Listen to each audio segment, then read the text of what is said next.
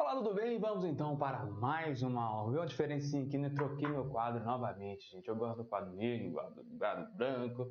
Vamos trocando para fazer o melhor para você, meu aluno. Então vamos hoje falar sobre coesão e coerência e o quão é importante você ter coesão, coerência em sua redação. Deixa um pouquinho aqui. Então vejamos primeiro. Coesão é a ligação harmoniosa entre os parágrafos, fazendo com que fiquem ajustados entre si, mantendo uma relação de significância. Daqui a pouco eu vou fazer duas analogias para você entender melhor. Coerência é a lógica interna de um texto. O assunto abordado irá se manter intacto, sem distorções, facilitando o entendimento da mensagem. Pegue aqui coesão, a palavra menor, coerência, a palavra maior. Lembre-se, coerência. Eu tenho que ter do início ao fim. Então, é um tempo maior, né? Escrever do início ao fim. Então, a coerência é maior. Você tem que ter ela ao longo de todo o texto. A coesão são pequenas coisas dentro do texto. É uma coesão ao ligar um parágrafo ao outro. É uma coesão de palavras, de frases. Lembre-se, coesão menor é pequenos ajustes. Coerência, você tem que ser coerente ao longo do texto todo. Duas analogias fáceis. As ruas estão molhadas porque não chove. Não choveu, perdão. As ruas estão molhadas porque não choveu. Tá gravando? Tá gravando. Porque, gente, eu fiz uma aula mais de 50 minutos. Não gravou nada. Agora eu sempre fico aqui. Opa. As ruas estão molhadas porque não choveu.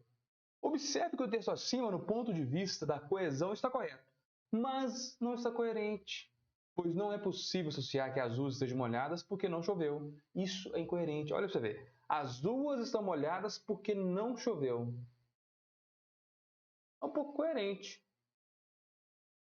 Porque não choveu, as ruas estão molhadas? Não.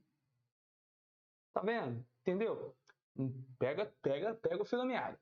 As ruas estão molhadas porque não choveu.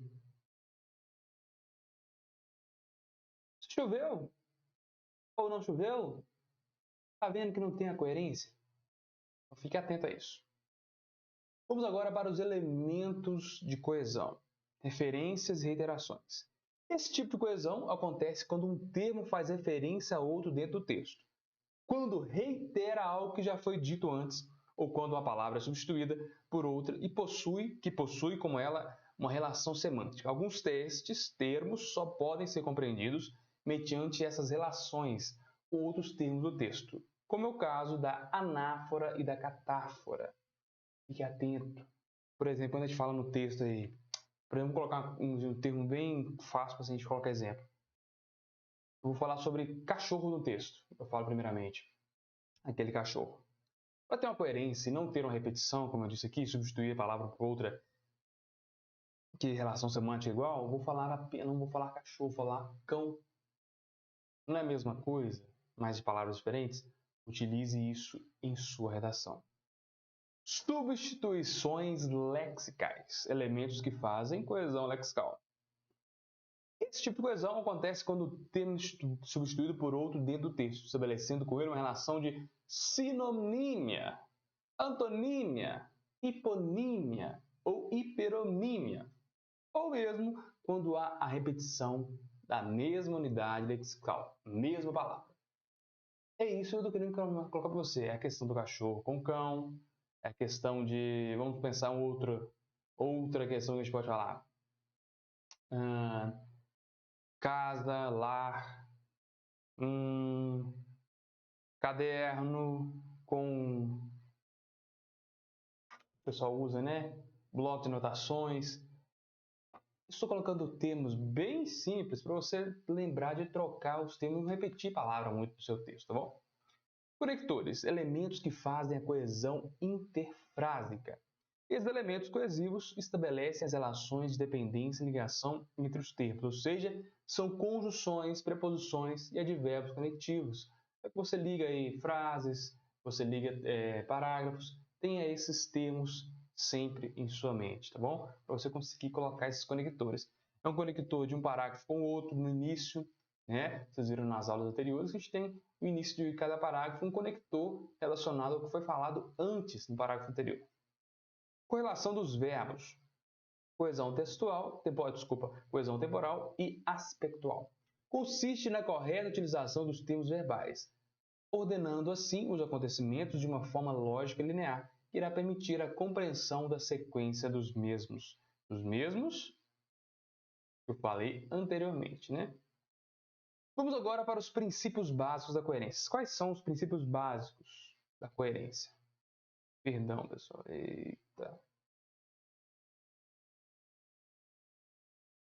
Princípio da não contradição. Em um texto não se pode ter situações ou ideias que se contradizem entre si, ou seja, que quebrem a lógica, que quebram a lógica. É o que eu disse, coerência do início ao fim. Princípio da não tautologia. Já vou falar disso? Não, né? Eu acho. Tautologia é um vício de linguagem que consiste... Olha aqui, bom que eu vou alterando os erros aqui. Na repetição de alguma ideia, utilizando palavras diferentes. Um texto coerente precisa transmitir alguma informação, mas quando há repetição excessiva de palavras ou termos, o texto corre o risco de não conseguir transmitir a informação. Caso ele não construa informação ou mensagem completa, então ele será incoerente. Fique atento. Acho que é uma das maiores coisas, uma das principais que eu estou dizendo aqui é sobre isso, né? Princípio da relevância. Fragmentos de textos que falam de assuntos diferentes e que não se relacionam entre si, acabam tornando o texto incoerente, mesmo que suas partes contenham certa coerência individual. Sendo assim, a representação de ideias ou fatos não relacionados entre si fere o princípio da relevância e trazem incoerência ao texto. Fique atento, tá bom? Então, sobre isso, na próxima aula vamos falar 10 dicas do que não fazer em uma redação. Fique atento e até a próxima aula.